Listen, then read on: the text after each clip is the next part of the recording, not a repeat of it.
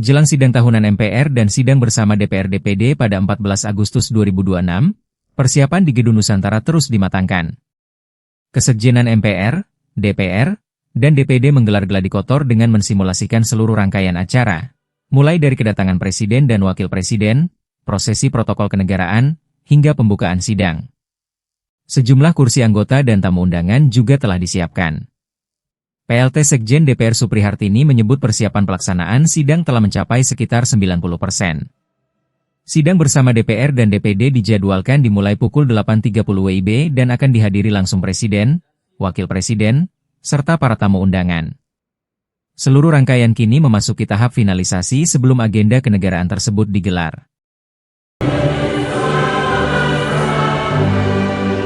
Apakah misalnya ya tentu saja ada dua ini motivasinya, motivasi mens rea kejahatan atau yang satunya. Kalau mens rea kejahatan mungkin dia niat mau nyuri misalnya. Jadi kami menduga, ini namanya dugaan, tentu saja pembuktiannya ada pada penegak hukum. Kami menduga kenapa uang bisa ke rekening di mana dapur itu rekeningnya double atau dapur itu belum beroperasi. Kami menduga ada oknum terdahulu di dalam BGN yang kemudian mengirimkan ini. Apa motivasi dan lain-lainnya kami sedang perdalam. Apakah misalnya ya tentu saja ada dua ini motivasinya, motivasi mens rea kejahatan atau yang satunya. Kalau mens rea kejahatan mungkin dia niat mau nyuri misalnya. Atau bisa jadi misalnya kami menduga ini yang katakanlah dugaan yang bukan pelanggaran pencurian atau tindak pidana korupsi adalah dia hanya ingin ngirim ke banyak rekening supaya kelihatan serapan anggarannya tinggi.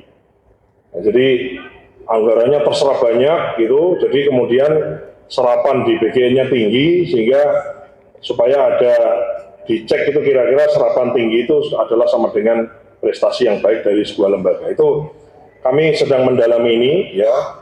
Dan manakala ada indikasi mens rea, ada indikasi niat jahat untuk nyuri, ngentrit atau nyolong tadi, maka ini kita serahkan kepada penegak hukum.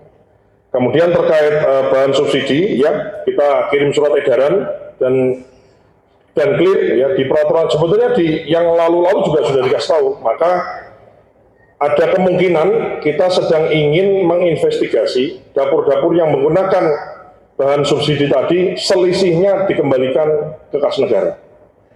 Ya, jadi misalnya dia tadinya harusnya beli minyak goreng biasa, tapi dia beli minyak goreng kita, kan harganya selisih. Nah selisih dikali berapa dia pakai, itu ada kemungkinan sesuai dengan hasil investigasi kita, nanti kita minta untuk kembalikan ke kas negara. Ya silakan dibelakang. Nanti baru atau mbaknya dulu deh boleh. Ya Mas Dar. Ya. Oke. Max dari Simbol TV, Mas Dar, ada dua pertanyaan. Selamat sore pimpinan BGN sekalian. Mungkin pertama terkait dengan tadi 414 SSPPG yang telah disisir dengan hasil 311 miliar something yang sudah berhasil dikembalikan ke kas negara. Ya. Kalau boleh tahu Mas, adakah data mengenai penyisiran ini di wilayah mana saja yang mungkin terbanyak mungkin ataupun yang di luar Pulau Jawa yang hasil penyisiran ini?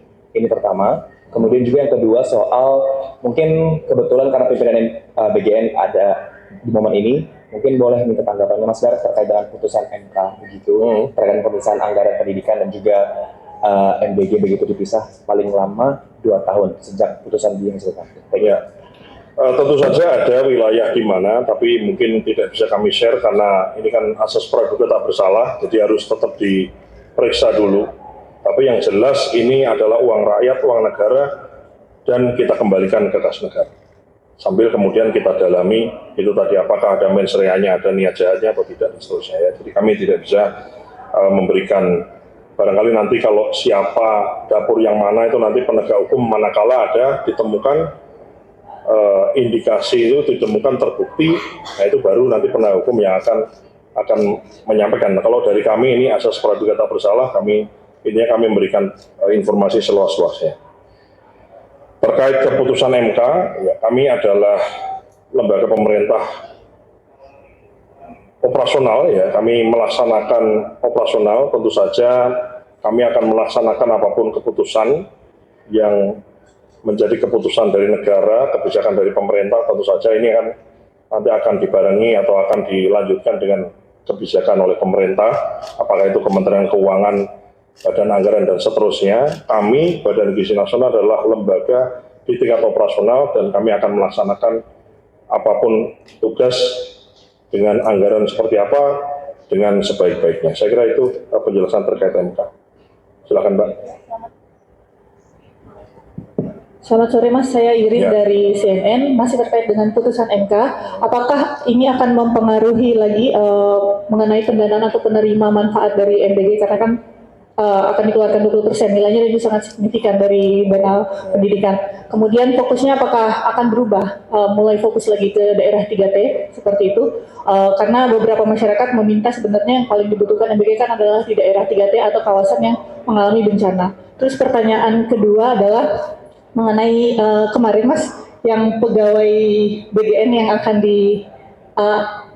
dimutasi ke Papua, ada penjelasan lebih lanjut nggak Mas? Terima kasih. Ya. Ini pertanyaan susah-susah ya kalian ya. Ya. Yang pertama kan terkait MK, saya kira pertanyaannya barangkali bisa ditanyakan ke Menteri Keuangan. Ya. Kami intinya melaksanakan yang menjadi tugas kami. Kami adalah fokus ke pelaksana. Sampai dengan sejauh ini, tentu saja yang sudah berjalan kami pastikan untuk berjalan dengan baik. Kemudian sebagaimana saya juga kemarin preskon, 3T ini kemudian kami sisir dari data Kementerian Kesehatan.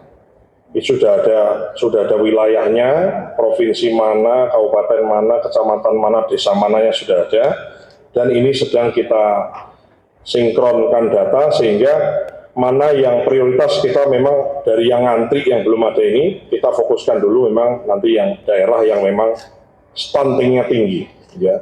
3T ini sama dengan angka stuntingnya tinggi, nggak hanya di Papua, tapi juga di NTT, di beberapa wilayah yang lain, termasuk ada beberapa temuan di beberapa kabupaten di Jawa ada yang memang angka stuntingnya cukup tinggi. Gitu. Itu jawaban saya. Kemudian, jadi begini, jadi yang bersangkutan betul, itu memang saya memberikan Zoom, kemudian di layar pegang handphone, ya, kemudian saya beri teguran, dan memang di situ saya sampaikan untuk dipindahkan ke Papua. Yang bersangkutan adalah koordinator wilayah di Kabupaten Kayong, ya, Utara kalau tidak salah, di Kalimantan Barat, dan di situ saya sampaikan memang untuk dipindahkan ke Papua. Setelah kami cek, ternyata di Papua itu tenaga SPPG atau tenaga SPPI-nya itu ternyata oversupply, artinya tenaga SPPI dengan dapurnya belum begitu banyak, sehingga tenaganya oversupply, sehingga kami tidak pindah ke Papua, tapi kami pindahkan ke daerah lain. Jadinya kami pindahkan kalau tidak salah ke Sulawesi Selatan, yang dimana memang ada kebutuhan tambahan tenaga SPPI di tempat itu.